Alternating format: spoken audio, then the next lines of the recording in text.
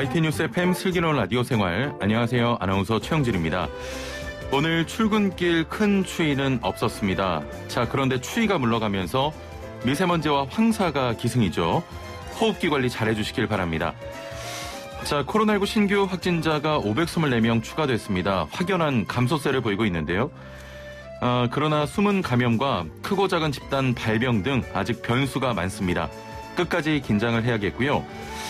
자, 새해 정치권 화두는 사면입니다. 이런 가운데 오늘 박근혜 전 대통령의 국정농단 관련 최종 판결이 내려지는데요. 지난해 7월 파기환송심에서 징역 20년형을 받아 앞선 선고대로 형이 최종 확정될 가능성이 크다는 게 법조계 시각입니다. 2017년 4월 재판에 넘겨진 지 3년 9개월 만에 마무리되게 되는데요. 오늘 형이 확정되면 박근혜 전 대통령은 사면 대상이 됩니다. 자, 선고 후에 청와대가 사면 입장을 낼지도 주목되는데요. 오늘 반찬 토론에서도 사면을 주제로 이야기 나눠보겠습니다. 자, 여러분은 두 전직 대통령의 사면론 어떻게 생각하시는지요? 국민 통합을 위해서 사면이 필요하다. 아니다. 나쁜 일을 했으면 책임지는 건 당연하다. 의견 보내주시길 바랍니다. 단문 50원, 장문 100원의 유료 문자 샵 0945번, 애플리케이션 댓글창도 열려 있습니다. 자, 2부는 노무 상담인데요. 법인 택시 기사를 대상으로 긴급 고용안정지원금이 지원됩니다. 신청 방법과 일정 등 살펴보죠. YTN 뉴스 FM 슬기로운 라디오 생활 지금 바로 출발합니다. 네, 목요일 1부는 생활 속 상반된 의견에 대해 이야기 나눠보는 시간 반찬 토론입니다. 자, 앞서 말씀드렸던 대로 오늘 국정농단 사건 등으로 재판을 받아온 박근혜 전 대통령에 대한 대법원 선고가 내려집니다. 한 차례 파기환송을 거친 끝에 내려지는 대법원의 두 번째 선고인데요. 오늘 형량이 확정되게 되면 특별 사면 요건을 갖추게 되면서 사면론을 둘러싼 정치권의 공방과 갈등이 본격화될 것으로 예상됩니다. 두 전직 대통령의 사면론 여러분은 어떻게 생각하시는지요? 애청자 여러분의 참여로 더욱 풍성해지는 반찬 토론, 단문 50원, 장문 100원의 유료 문자 샵 0945번으로 보내주시길 바랍니다. 애플리케이션과 유튜브 댓글창으로도 참여 가능합니다. 자, 그럼 오늘도 함께 말씀 나눌 한국인사이트 연구소 전민기 팀장 전화 연결돼 있습니다. 안녕하세요. 네, 반갑습니다. 전민기입니다. 예, 저희가 생활 속의 상반된 의견에 대해서 주로 이야기 나누다가 네. 오늘 좀 무거운 주제네요. 그렇죠. 근데 이 사안도 사실은 생활 속에서 국민들이 많이 좀 찬반 논란이 있는 그런 주제이기 때문에 예. 한번 다뤄볼 만한 가치가 있는 것 같습니다. 그렇습니다. 자, 여러분은 두 전직 대통령의 사면 어떻게 생각하시는지 문자로 계속 보내주시길 바라고요. 자, 잠시 후입니다. 11시에 박 전 대통령의 제3고심 선고 공판이 진행이 되는데 국정농단 재판의 최종 형량이 오늘 대법원에서 결정이 되는 거죠? 맞습니다. 일단 혐의부터 보면요. 박 전 대통령은 미르하고 K스포츠재단 관련해서 대기업들에게 출연금을 강요하고 그다음에 삼성이나 SK 등에서 뇌물을 요구한 혐의를 받고 있습니다. 예. 지난해 7월 파기환송심 뇌물 혐의로 징역 15년하고 벌금 180억 원이 선고가 됐고요. 그다음에 국고손실 등 나머지 혐의에 대해서는 징역 5년, 그래서 모두 20년을 선고받았죠. 그리고 추징금도 35억 원입니다. 앞서 새누리당 공천 개입 혐의로 징역 2년 확정 판결돼서 모두 합치면 이게 22년이 되거든요. 그래서 오늘 형이 확정이 되면은 오래 걸렸습니다. 2018년 재판에 넘겨진 뒤 약 3년 9개월 만에 이제 최종 형을 받게 되는 겁니다. 예. 2017년 재판에 네. 넘겨졌죠. 그렇죠. 정치권에서 이미 두 전 대통령의 특별 사면과 관련해서 여러 의견도 나왔는데 오늘 형이 확정될 경우에는 이 박근혜 전 대통령도 특별 사면 대상이 되는 겁니까? 네, 최영진 아나운서 아까 오프닝에서 잠시 짚어주신 것처럼 형이 확정이 되면 기결수가 되기 때문에 이 특별 사면이 가능합니다. 특별 사면이 되려면 이 사면법상 형을 선고받은 자, 그러니까 형이 확정된 범죄자가 그 대상이기 때문에 일단은 형이 확정이 돼야지만 사면 대상이 되는 거고요. 사면이란 거 다 아시겠지만 국가 원수 특권으로 범죄인에 대해서 형벌을 일부나 전부 소멸하게 해주는 그런 제도고요. 크게 이제 특정 범죄 저지른 사람들에 대한 형벌 면하는 일반 사면하고 특정 범죄자에 대한 특별 사면 이렇게 나뉘는데 이제 박 전 대통령이 사면된다면 특별 사면에 해당되고요. 큰 날들 앞두고서 주로 이제 사면들 많이 합니다. 예. 8.15 사면이라든지, 설 앞두고라든지, 이런 기간에 이런 사면들이, 이뤄지곤 했죠. 예, 그렇습니다. 일단은 대통령의 권한이고요. 그렇습니다. 이낙연 더불어민주당 대표가 그 새해 첫날에 이명박 박근혜 전 대통령의 사면론을 꺼내면서, 그야말로 여론이 굉장히 시끄러웠는데, 정치권에서는 어떤 이야기들 나오고 있습니까? 이때 이제부터 본격적으로 사면론과 관련해서 논쟁이 붙기 시작한 것 같아요. 그전에는 조금씩 얘기 나왔지만 이렇게 불붙진 않았었거든요. 예. 지난 1일 신축년 새해 맞아서 이낙연 대표가 현충원 참배에 나섰고, 취재진들한테 이 수감 중인 두 전직 대통령에 대한 사면을 문재인 대통령에게 좀 건의하겠다라고 밝히면서 정치권부터 이제 찬반 논란이 시작이 됐습니다. 예. 그 여당 내부에서도 반대 목소리가 사실 굉장히 컸어요. 예. 당 내외의 거센 반발과 맞서게 됐고, 급기야 이제 긴급 회의도 소집이 됐는데, 그 여권 내 의원들의 목소리를 좀 소개해드리면, 박주민 의원 같은 경우는 사면이 누구를 그리고 무엇을 위한 거냐, 우리 역사를 그렇게 과거로 돌리려 했는데 아직 일말의 반성조차 안 하는 사람들 위한 사면 납득하기 어렵다라고 말했고요. 예. 김남국 의원도 그 과거 전두환 노태우 전 대통령에 대한 사면에서 우리가 볼 수 있듯이 반성 없는 사면, 국민이 받아들일 수 없는 사면은 이게 통합이 아니라는 거예요. 원래 사면의 어떤 취지가 통합, 국민 통합을 내세우는 건데, 그렇습니다. 오히려 갈등과 분열의 원인이 됐다고 했고, 김용민 의원도 박근혜 이명박 전 대통령 사면은 추운 겨울 촛불 들었던 국민들 뜻을 거스르는 거다라고 했고, 예. 안민석 더불어민주당 의원은 한 라디오 프로그램에 나와서 묻지마식 사면 동의할 수 없다. 그리고 사과와 반성 전혀 없는 그 전두환 씨를 사면시켰더니 지금 국민과 역사 앞에서 얼마나 당당하냐. 이런 식으로 반대 논리를 폈거든요. 예. 어쨌든 여당 내에서도 반대 목소리 굉장히 크게 나왔습니다. 예, 말씀하셨던 것처럼 그 여당 내에서도 반대 목소리가 굉장히 많이 들려왔고요. 야당에서는 어떤 이야기들 하고 있습니까? 야당은 찬성과 경계의 시선 이렇게 두 가지 정도로 좀 보여지는데요. 예. 먼저 사면이 필요하다는 취지에서는 찬성입니다. 그 김대중 전 대통령 비서실장 지냈던 김한정 의원, 예. 당연히 논란과 반대가 있을 거다. 그러나 잘한 판단이라고 생각한다라고 하면서 김대중 대통령 생각이 났다. 이렇게 이야기를 했고요. 예. 그 두 번째로 제가 말씀드렸던 게, 이낙연 대표 정치적으로 이거 이용하려는 거 아니냐라는 경계 시선도 있습니다. 예. 그러니까 대선 후보로 거론되고 있기 때문에 이런 어떤 정치적인 발언을 통해서 지지층도 좀 확보하고 여러 가지 좀 힘을 얻기 위한 거 아니냐. 그 주호영 국민의힘 원내대표가 4일 비상대책위원회에서 사면은 문재인 대통령이 정치적 결단으로 단행할 일이다. 예. 이 세상에 이치는 양지가 금방 음지가 되고 음지가 양지가 된다. 그러니까 자신들이 집권하고 있다고 칼자루 잡고 있다면 이 사면을 정략적으로 활용한다든지 사면 갖고 장난쳐서는 안 된다. 이렇게까지 좀 강하게 얘기했고요. 예. 심지어 이런 말도 했습니다. 전쟁에서 항복한 장수 항장에 대해서도 기본적인 예우라는 게 있다. 예. 정치적인 재판에서 다 억울한 점이 있다고 주장하는 이런 사건에서 사과나 반성을 요구하는 거는 사면을 하지 않겠다는 말이나 마찬가지다라고까지 얘기를 했고요. 예. 유승민 전 의원도 그 전직 대통령 두 사람의 사면 국민 통합 위해 필요한 일이라고 했고, 대한민국 과거 정리하고 미래 향해 나아가기 위해서라도 이 문제는 좀 정리가 돼야 된다. 그리고 하태경 국민의힘 의원도 이 두 전직 대통령에 대한 사법적 심판하고 정치적 평가 이미 명백하게 내려진 거다. 예. 사면 받는다고 해서 죄가 사라지는 게 아니고 평가도 바뀔 수 없다라고 하면서 이낙연 대표 결단 높이 평가한다고 했고요.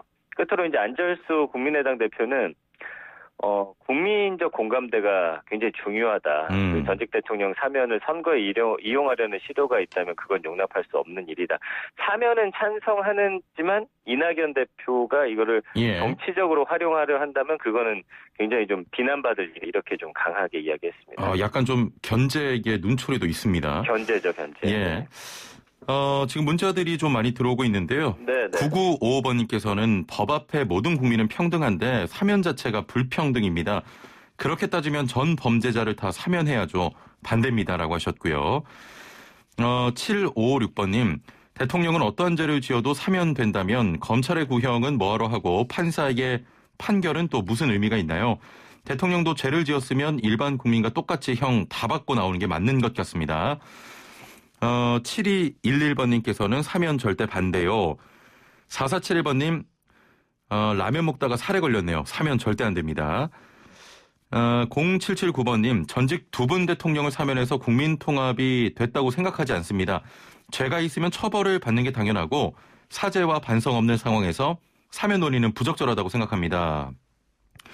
521번님, 사면하면 국민들의 촛불은 꺼집니다. 얼마나 힘들게 탄핵시켰는데 그냥 때 되면 사면 그런 말도 꺼내지 말길 바랍니다. 라고 하셨고요.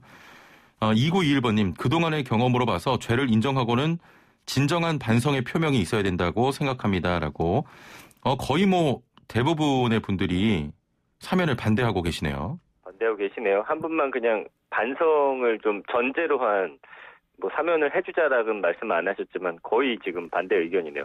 근데 이제 그 여론조사가 있거든요. 예. 그 한국갤럽이 1월 8일 자체적으로 조사를 했고요. 전국 만 18세 이상 1,001명 대상으로 1월 5일부터 7일까지 한 조사를 보니까 예. 그 현 정부에서 사면해서는 안 된다는 응답이 54%, 사면해야 된다는 응답이 37%. 이게 뭐 지지하는 정당에 따라서 의견이 좀 첨예하게 나뉘었습니다. 더불어민주당 지지층의 75%가 사면 반대, 찬성이 18%, 국민의힘은 지지층이 70%가 사면 찬성, 반대는 22% 이렇게 나오네요. 거의 뭐 똑같게 나옵니다. 그 지지 정당에 따라서 좀 이 정도로 첨예하게 찬반이 갈리는 경우는 굉장히 드문 걸고요. 예. 그런데도 이제 전체적으로 반대 여론이 훨씬 많은 결과가 나타난 거는 좀 무당층이 반대 50%, 찬성 38%, 반대가 좀 높긴 합니다만 찬성도 그 지지자들에 비해서는 꽤 높게 나오거든요. 예. 예, 그래서 이런 좀 차이가 있는 것 같고 연령으로 또 나눠봐도 사면해야 된다는 응답은 60대 이상에서만 지금 69%로 반대 의견 23%보다 우세하고 예. 50대가 찬성이 37%, 40대 이하에서는 21%. 연령이 낮아질수록 지금 반대 의견이 높고요. 예. 60대 분들은 예전에 이제 전직 대통령들이 구속돼서 형을 사는 것도 보셨고 특별사면으로 나오는 모습들도 좀 여러 번 보셨기 때문에 아마 그런 기억들이 있으셔서 그러지 않을까 좀 예상을 해봅니다. 예. 여론조사는 2021년 1월 5일부터 7일까지 한국갤럽이 자체 조사한 내용이고요. 휴대전화 RDD 표본 프레임에서 무작위로 추출했습니다. 자, 전화조사원 인터뷰로 응답 방식을 취했고요. 조사 대상은 전국 만 18세 이상 1,001명, 표본 오차는 95% 신뢰 수준의 플러스 마이너스 3.1%포인트고 응답률은 15%입니다. 자, 두 전직 대통령의 사면 관련해서 단문 50원, 장문 100원의 유료 문자 샵 0945번으로 보내주시면 되겠습니다. 오늘 네. 이 참여가 굉장히 많아요. 아, 그래요? 의견 좀 들어보죠. 예, 의견을 좀 전체적으로 전해드리겠습니다. 네. 1971번님께서는 전직 대통령들의 사면은 반대합니다. 권력을 잡고 온갖 나쁜 짓을 하고도 죄값을 용서한다는 건 말도 안 됩니다. 배고파서 빵 하나 훔쳐먹으면 징역 3년을 구형하는데 국가 지도자로서 천문학적인 돈을 취하고도 용서라니 전두환 노태우 사면하고도 잘못 인정했나요? 라고 또 반대한다고 하셨고요. 5757번님은 법 앞에 만인은 평등합니다. 빵 훔쳤다고 징역 사는 등 소소한 범죄도 서민, 국민은 다 처벌을 받는데 더한 범죄를 지었는데도 대통령이라고 예외는 있을 수 없습니다. 절대 반대입니다. 만일 사면하려면 동일한 수준의 모든 죄인도 다 동등하게 사면해야 합니다라고 하셨고요. 1625번님 사면할 거면 뭐하러 판결이 필요합니까? 라고 하셨고 1971번님께서는 또 다른 의견인데 1분기 청취율 조사 전화 오면 슬기로운 라디오 생활 지지합니다. 슬기로운 라디오 생활이 1시간 너무 짧아서 2시간으로 요구하는 1인이고요. 2시간 늘릴 때까지 계속합니다. 전민기 팀장님 코너가 계속 되는 그날까지 청취율 높게 갑시다라고 또 전민기 팀장님을 응원하고 계시네요. 감사합니다. 예. 진짜 오늘 이 사면 논의가 국민적인 어떤 관심사이자 새해 정치권의 화두 같습니다. 굉장히 많이 오네요. 네네. 7117번님 솔직히 사면 논의하는 것 자체가 별 의미가 없어 보여요. 어차피 정치적 논리에 따라서 결정될 것 같습니다. 이런 현실이 또 안타깝다라고 사면을 그 찬반 여부를 떠나서 이렇게 논의하는 것 자체가 결국에는 정치적인 어떤 순리에 따라갈 것이다. 결정은 또 이런 의견을 주셨습니다. 특별 사면이라는 게 지금 애청자분들의 문자에서도 보듯이 결국엔 특혜가 아니냐 이런 네네. 불편한 시선도 있는데 이 부분은 좀 어떻게 봐야 될까요? 이 특별 사면이라는 게 좀 역사를 거슬러 올라가면 이승만 대통령 때 정부 수립 기념 사면이 최초였습니다. 예. 그 횟수로는 박정희 정부가 25번으로 최다였고 다음으로는 전두환, 이승만, 김영삼 정부 순인데 그 정치적 위기나 타협이 많이 필요했던 그런 상황에서 사면 횟수가 좀 늘어나는 그런 상황이었더라고요. 예. 그래서 경제인 사면처럼 특혜 논란이나 사면권 남용 같은 문제가 제기가 되면서 근래로 오면서는 좀 특히 제한적으로 이루어지고 있고요. 예. 그동안의 특혜 논란들 좀 살펴보면 뭐 재벌 가족이 광복절 특사해가지고 정몽구 현대기아차 회장, 김승현 하나 회장, 최태원 SK 회장 이때는 이제 경제인들 많이 이렇게 특별 사면이 됐었고, 예. 그다음에 광복 70주년 특별 사면 때도 최태원 SK 회장, 김현중 하나 부회장, 경제인 14명, 그 2016년 광복절 특사 4,800명 중에 이때는 유일한 대기업 총수가 이재현 CJ그룹 회장 사면이거든요. 예. 이게 이제 여론이 안 좋아지다 보니까 대기업 총수들의 사면도 조금씩 줄어들고 있고 논란도 커지고 있고 지금 대통령에 대한 사면은 사실 그동안 국민들이 어느 정도 받아들이다가 이제는 그것조차 안 된다. 그래서 사실은 대통령이라는 자리에서 뭔가 범죄를 절대 저질러서는 안 되고 예. 이 대통령들이 이 자리에서 물러난 이후에 계속해서 구속돼서 뭔가 형을 살게 되는 이런 역사적인 반복은 좀 이제 그만됐으면 하는 게 국민들의 바람, 또 저의 바람 아닐까 생각을 해봅니다. 그렇습니다. 오늘은 의견을 좀 다 전해드릴게요. 네네. 예. 4203번님은 아주 좋은 곳에서 좋은 집과 좋은 음식, 좋은 옷으로 혜택을 누리면서 살아왔으니 더 불편한 곳에서 더 지내야죠. 무슨 사면입니까? 사면은 무조건 반대입니다. 힘들고 지치고 어렵고 춥게 사는 국민들 너무 많아요. 안 됩니다 하셨고 2666번님은 반대입니다. 대통령이면 벌을 더 받아야죠. 7181번님께서는 사면해야 합니다. 그 죄는 당연히 중합니다. 그래서 전직 대통령으로서 누려야 할 모든 것들을 빼앗겼고 그 죄의 대가는 평생 지어가면서 사시겠죠. 나이가 70이 넘었고 80이 넘었는데 그분들이 20년 넘는 형을 받아 징역을 산다는 것은 종신형을 선고하는 것입니다. 사면해야 합니다라고 하셨는데 이게 아마 60대 이상 좀 사면해주자 하는 의견이 아마 이분 의견과 동일할 것 같습니다.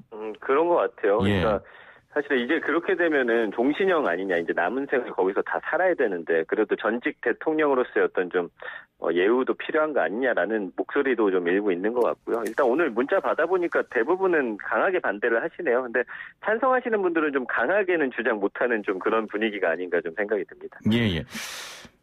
오늘 일단은 박근혜 전 대통령의 그 재판 결과가 나오는데 이렇게 되면 청와대에서도 입장을 내지 않겠습니까?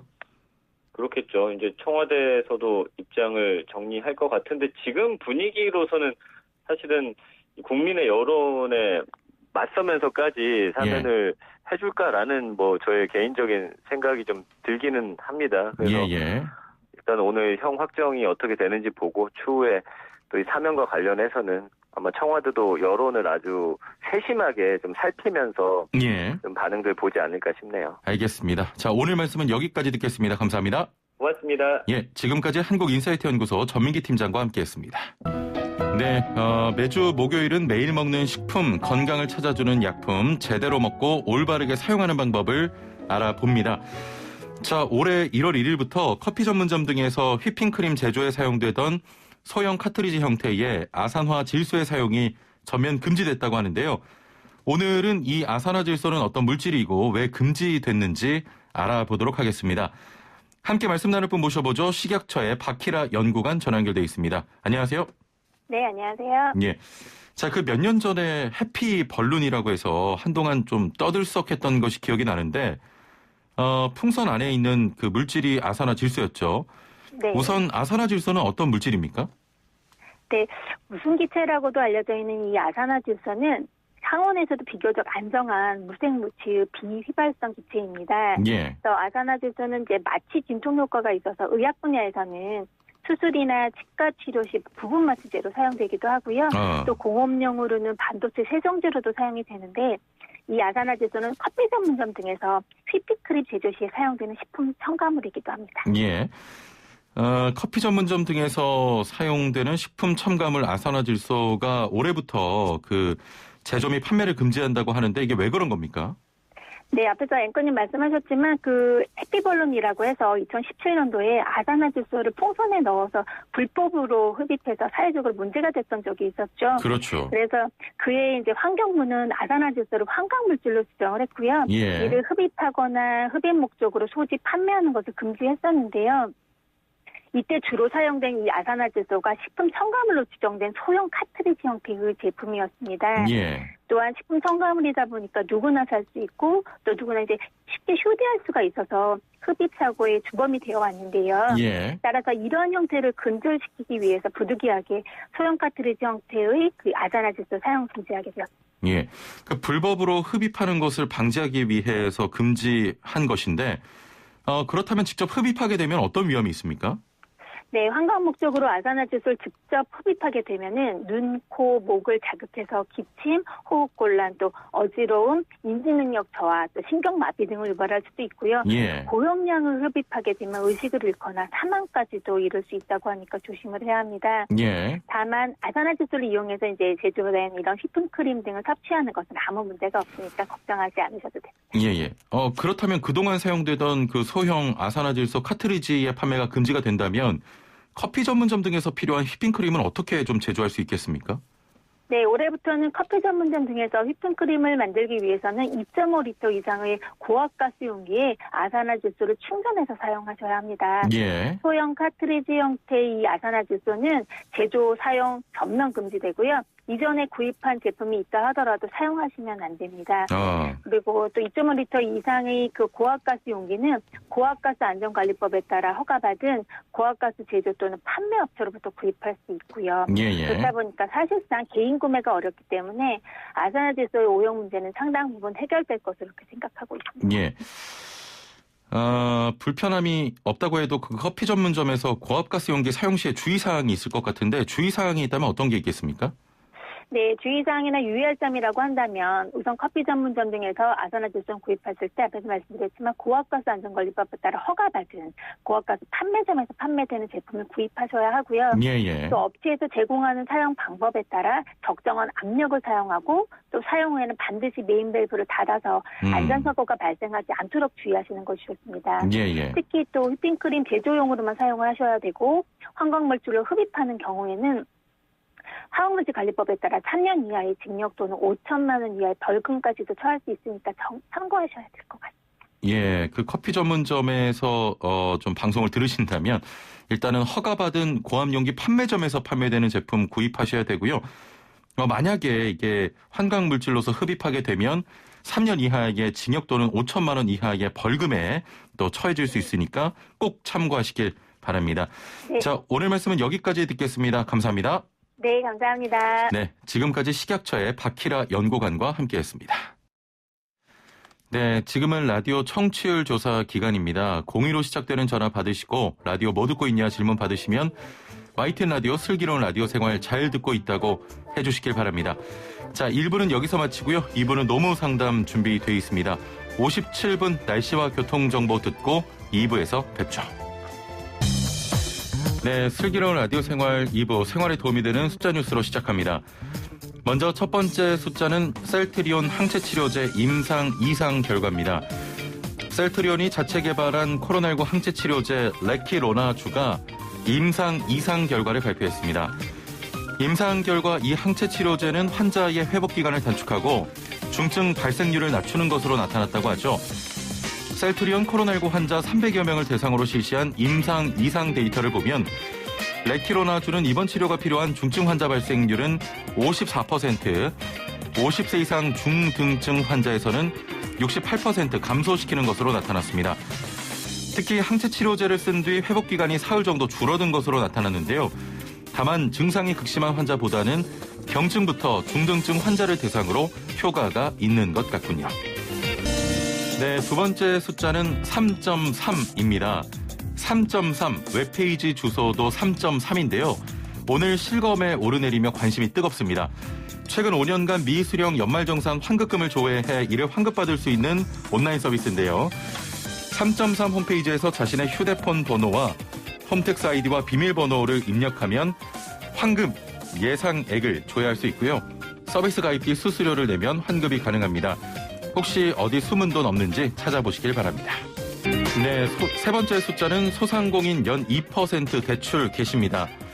오늘 18일부터 주요 은행에서 연 2%대 금리로 소상공인 2차 대출이 실시됩니다. 금융위원회는 코로나19 3차 확산으로 어려움을 겪는 소상공인을 지원하기 위해서 금융지원 프로그램을 개편했다고 밝혔는데요. 소상공인 2차 대출은 18일 접수분부터 최고금리가 최대 2%포인트 내려가 국민신한 우리하나농협 기업은행에서는 연 2%대 금리가 일괄 적용됩니다. 이와 함께 집합제한업종 임차 소상공인을 위해선 1,000만 원까지 추가 대출을 받을 수 있는 특별지원 프로그램도 가동됩니다.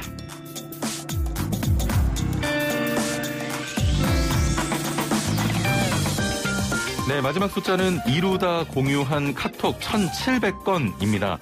인공지능 챗봇 이루다의 개발사가 이루다 개발에 쓴 카카오톡 대화를 공개해온 것으로 나타나 개인정보 유출 논란이 일고 있습니다. 카카오톡 대화가 무려 1,700건에 달한다고 하는데요. 이루다 개발사 측은 한 오픈소스 플랫폼에 카톡 대화 데이터로 학습하는 인공신경망 모델 파일을 지난 2019년 10월부터 올렸습니다.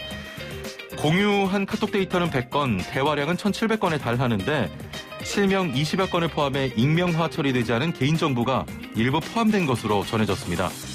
논란이 일자 개발사는 게시물을 삭제했지만 이미 국내외 다른 개발사들이 오픈소스를 복사해간 탓에 카톡 데이터들이 온라인 곳곳에 퍼진 것으로 보이는데요. 개발사 측은 뒤늦게 사과했지만 이번에 불거진 동성애와 여성 혐오 논란에 개인정보 유출까지 AI와 공존하는 이 시대에 생각할 점을 아주 많이 남긴 것 같군요. 지금까지 생활에 도움이 되는 숫자 뉴스였습니다. 네, 슬기로운 라디오 생활 목요일 2부는 알아두면 돈이 되는 노동법 알돈노 시간입니다. 법인 택시 종사자를 대상으로 긴급 고용안정 지원금이 지원됩니다.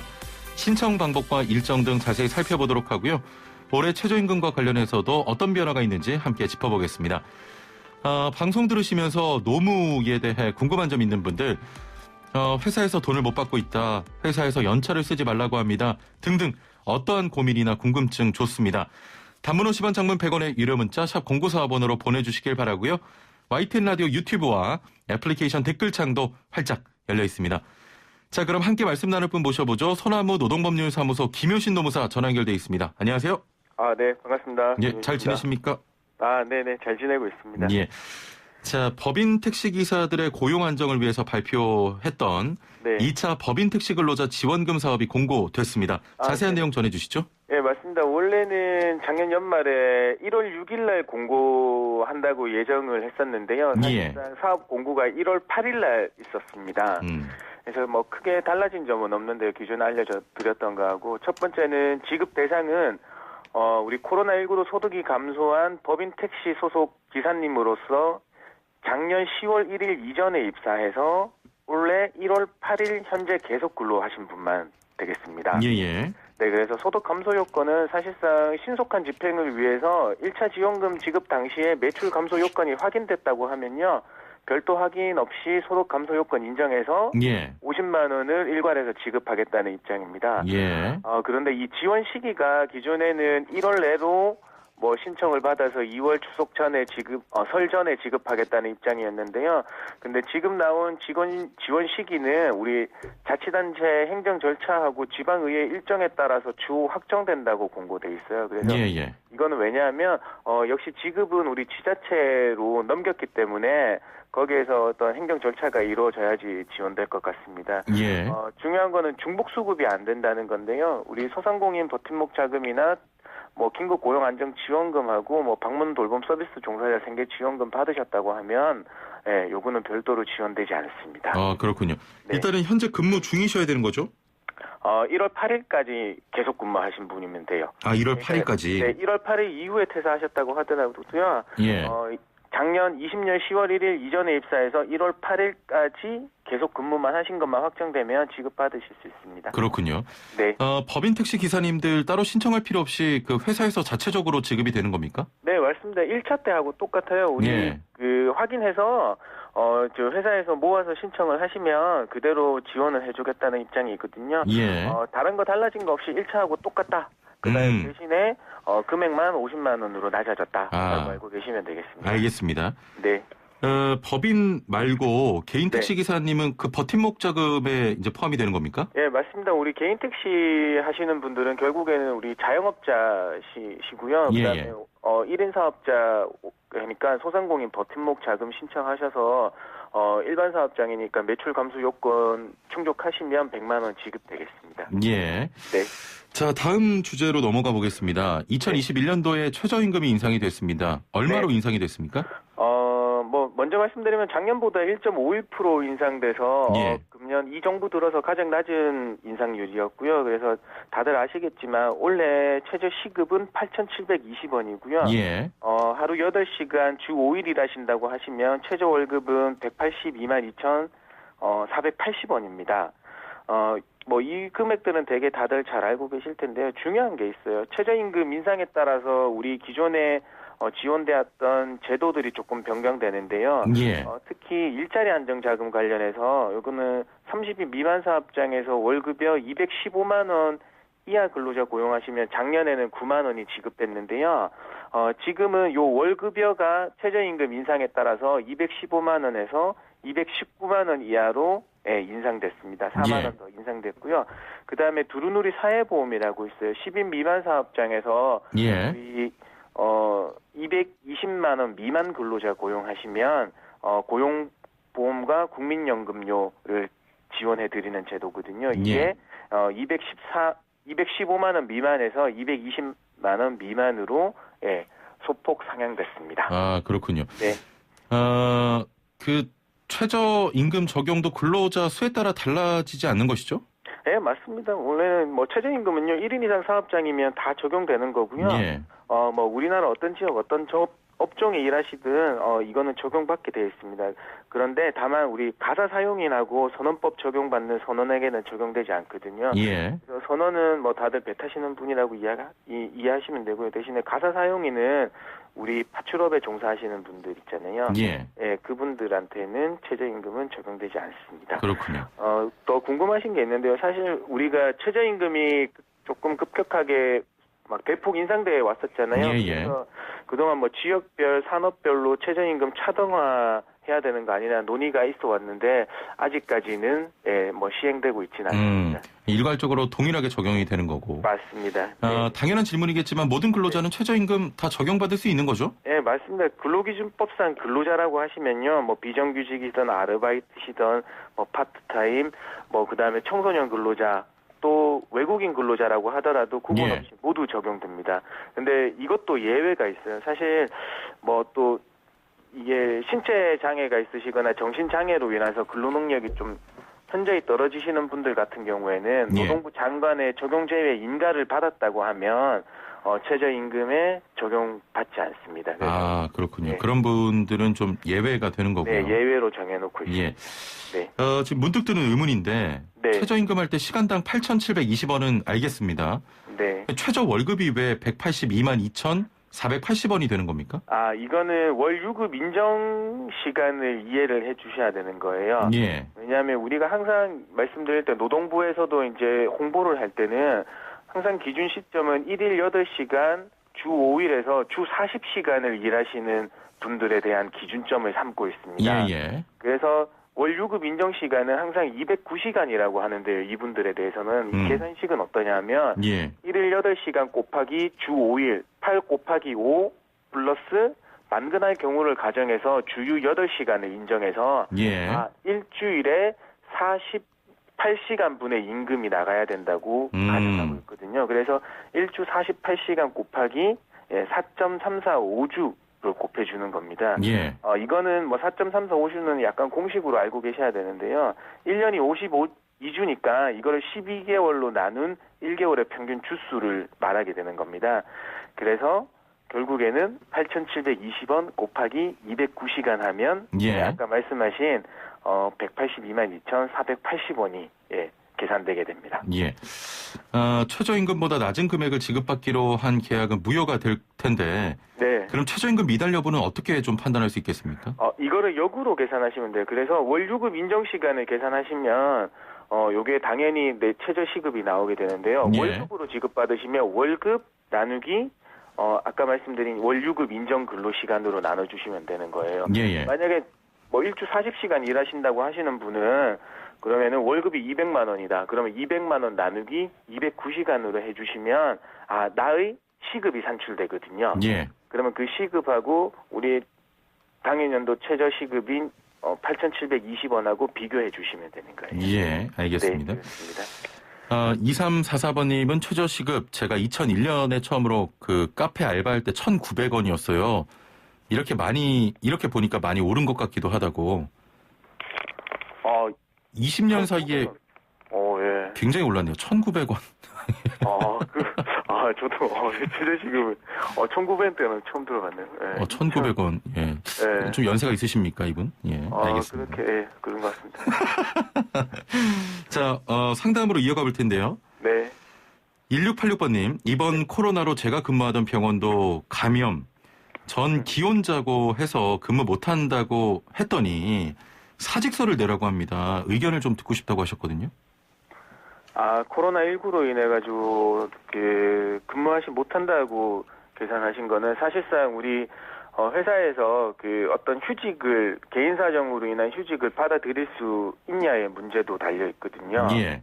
그러니까 코로나19로 인해서 다양한 분들이 어려움을 겪고 계신데요. 사실 그냥 이 노무 관리 쪽으로 말씀을 드리면 근무를 못 하시겠다고 한 게 휴직을 말하시는 거였는지. 예. 그러면 휴직을 말하셨다고 하면 회사가 다른 우리 산업체나 이런 휴직이 아닌 이상 육아휴직이나 법상 인정해줘야 되는 의무적인 휴직이 아닌 이상 사실 회사의 거부권 행사는 가능하거든요. 예. 네, 그렇기 때문에 회사가 여기에서 한 발 더 나가서 이제 휴직이 안 되니까 쉬려면은 사직을 해라고 말한 것 같아요. 예. 그래서 권고사직의 수준이 되는지는 모르겠습니다만은 아직까지는 이게 어떤 법에 어긋난다라고 말씀드릴 수는 없습니다. 이제 코로나 때문에 저 일 못해요라고 했는데 회사에서 그러면 그만둬라. 네. 이거 자체가 지금 법적으로 좀 근무자분이 보호받을 수 있는 길은 없는 거군요. 그렇죠. 왜냐하면 이게 그만두라는 게 사실상 해고의 발언이었다고는 생각되진 않거든요. 예. 그렇기 때문에 내일부터 당장 나오지 말라. 그렇게 같으면 근로관계 종료 의사를 밝혔으니까 해고가 의사에 발현됐다고 봐서 해고에 대한 구제 신청에 대한 절차를 착수하면 되겠는데요. 예. 지금은 코로나19로 확진되신 것도 아니고 코로나19 때문에 기혼 가정이 있으셔서 근무를 못 하겠다 당분간 하셔가지고 회사가 아무래도 휴직을 못 받아들이니까 그럴 것 같으면 사직을 해라고 하는 그런 수준에 와 있지 않나 생각이 됩니다. 알겠습니다. 네. 자, 노무 상담 계속해서 받고 있습니다. 단문 50원, 장문 100원의 유료 문자 샵 0945번 또 애플리케이션 댓글창 활짝 열려 있으니까요. 걱정하지 마시고 부담 갖지 마시고 지금 바로 보내주시면 저희가 상담 도와드리겠습니다. 9009번님께서는 저희 회사는 4대 보험을 5개월 넘게 연체하는데 어떻게 해야 되나요? 라고 하셨네요. 사실 기업에서 4대 보험을 연체하고 있으면 우리 근로자분께서 할 수 있는 방법은 다 한 가지밖에 없으세요. 예. 연체를 할 것 같으면 근로자 부담분을 공제하지 말고 지급을 해야 됩니다. 예. 왜냐하면 사실 건강보험 같은 경우에는 연체하고 있다고 하더라도 직장가입자로서 건강보험 혜택은 유지해 주실 수 있는데요. 국민연금이 문제입니다. 왜냐하면 국민연금 같은 경우는 실제로 납입되지 않으면 그 기간만큼 우리 근로자분께서는 그 연금의 가입 기간으로 인정받지 못하세요. 예. 그런데 회사에서는 내 월급에서 공제를 해놓고는 납부하지 않은 경우니까 결국에는 그 근로자 부담금만큼 우리 직원분께서 불이익을 보고 계시는 거거든요. 예. 그리고 이거는 사실상 공제 항목에 해당되는 거라서 노동청에 신고하더라도 임금 체불로서 확정되지도 않습니다. 기타 수당으로 확정되어서 나중에 어떻게 회수하실 수 있는 방법도 거의 민사소송으로밖에 다투실 수밖에 없어요. 예. 그러니까 이 사실을 안 이상 당장 회사에서 요청해서 4개월 분에 대한 국민연금로라든지 내지 못한 부분에 있어서 환급해달라고 요청하시고 예, 그 방법을 조금 취해 주셨으면 좋겠습니다. 예, 알겠습니다. 네. 2320번님께서는 법인 택시 기사인데요. 네. 저희 한 달 26일 만근을 해도 140만 원도 못 받습니다. 왜 그런 걸까요? 저희는 하루에 10시간 이상 일합니다라고 하셨네요.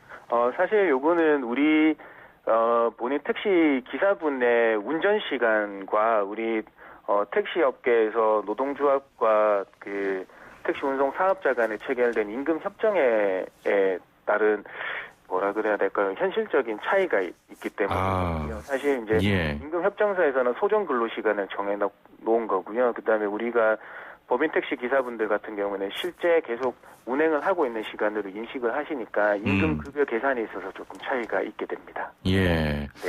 근무를 많이 하시네요. 네, 그렇죠. 왜냐하면 차 나가고 계시면 계속 운행하시는 분들은 계속 운행을 하시고 그다음에 예, 뭐 그런 점이 조금 서로 간에 오해라고 하긴 그렇지만 조금 인식하는 과정들이 조금 다릅니다. 여기는. 그렇군요. 택시는. 4715번님께서는 아는 분이 급여는 180만 원 받고 4대 보험은 회사 측에서 내줍니다. 최저시급보다 많이 받는 건가요? 라고 하셨거든요. 네, 맞습니다. 왜냐하면 사실 우리 모든 급여는 세전급여로 법상은 세전급여로 환산하게 돼 있어요. 예. 그런데 지금은 이분은 180만 원을 실수령액으로 받고 계시거든요. 그러면은 최저임금 판단할 때도 항상 이 실수령액을 역산한 세전급여로 월 유급 인정 시간을 나눠서 최저임금 위반 여부를 판단하게 돼서 180만 원을 실수령으로 받고 계시면 주 40시간을 근무하고 계시면 최저임금에 위반될 일이 없습니다. 일단은 최저시급보다는 좀 많이 받고 계신 거군요. 네, 맞습니다. 예. 1971번님, 청소 노동자 최저임금 122만 8천 원, 오전 6시부터 오후 2시까지 근무하는데 이 상황에서 재난지원금 받을 수 있습니까? 퇴직해야 받나요? 라고 하셨거든요. 지금 이번에 긴급 고용안정지원금을 말씀하시는 건지 어떤 걸 말씀하시는지 모르겠는데요. 예. 그거는 특수 형태 종사자랑 우리 프리랜서 분들한테만 지원되는 거거든요. 그래서 사실상 지금 임금 근로자들에 대한 지원책은 없습니다. 예. 네, 그렇기 때문에 어떤 긴급 재난지원금은 어떤 거 말씀하시는지 제가 지금 잘 파악이 안 되네요. 일단은 방금 말씀하신 그 특고 종사자 프리랜서 지원금 말씀하시는 것 같은데 일단은 임금 노동자시기 때문에 예, 현재 사대보험에 가입된 고용보험에 연세가 있으시더라도 산재보험 가입되니까 가입되신 분이시니까 사실 그 부분 그쪽하고는 좀 해당 사항은 없으세요. 그렇습니다. 네. 9116번님, 산재 의료비 중 비급여 부분은 회사에 청구할 수 있나요? 아니면 금액이 많을 시 불이익을 받는 일은 없는지요? 또 어떤 사람은 지원해 주는 거라서 강제할 수도 없다고 하더라고요. 라고 하셨네요.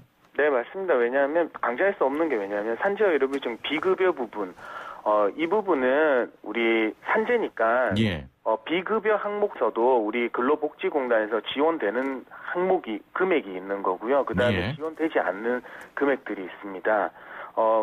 그러니까 원래는 산재로 이제 산재 승인을 받으시고 산재 보험으로 처리가 되면 거기에서 사용자는 어떤 해당되는 효과가 있거든요. 산재 보험으로 처리되기 때문에 그렇기 때문에 산재 의료비용 비급여 부분을 회사한테 청구하실 수 있는 법적인 권한은 없으세요.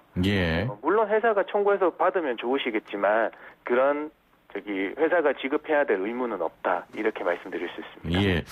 자, 오늘 좀 유난히 상담이 많이 들어오는데요.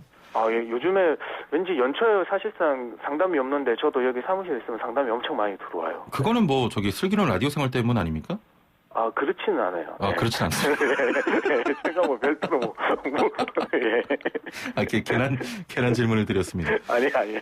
자, 6768번님. 30인 미만 사업자입니다. 연차가 13개 주어지는데 법정 공휴일에 쉬면 연차를 차감합니까? 맞는 건가요? 라고 하셨습니다.